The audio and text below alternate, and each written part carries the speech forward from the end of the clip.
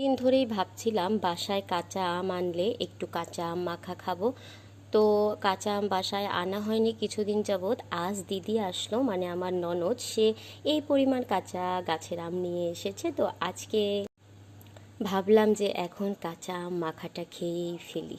আসলে একা একা না আম মাখা খেতে তেমন একটা ভালো লাগে না, তাই নিজে একা করে খেতেও ইচ্ছা করে না। বাড়ি যখন থাকতাম তখন সব বোনেরা মিলে একসাথে গাছ থেকে আম পেড়ে খাওয়ার মজাই আলাদা। তো বাসায় একা আছি, কি আর করব, একটা আম নিয়ে নিয়েছি। একটা আমি এক মাখা করে খাবো।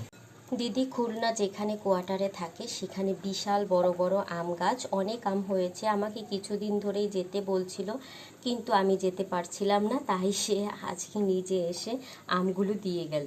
দেখো একটা আম থেকে কতটা আম এসেছে। এই আটিটা একদম পাতলা, এতটা আম এসেছে। আমি একটা শুকনো লঙ্কা দেব, কারণ আরোহী দেখলে আরোহী একটু খেতে পারে, তাই ঝালটা একটু কমে দিচ্ছি। লবণ আর মরিচটা আমি একটু পুড়ে নিয়েছি, একটু মেখে নেব। দিচ্ছি পরিমাণ মতো চিনি, সরিষার তেল দিয়ে দিচ্ছি, মাখিয়ে নেব।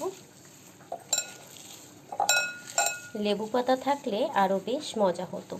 আগে যখন বাড়ি বসে কাঁচা আম মেখে খেতাম তখন ভিতরে একটু লেবু পাতা দিতাম, খেতে আর ঘ্রাণে বেশ হতো। তৈরি হয়ে গেল আমার জিভে জল আসা আম মাখা। বলো তো তোমাদের কি জিভে জল এসেছে? একটু খেয়ে দেখি তাহলে কেমন হয়েছে। মাখাটা তো হয়ে গেল, এখন একটু খেয়ে দেখি কেমন হয়েছে।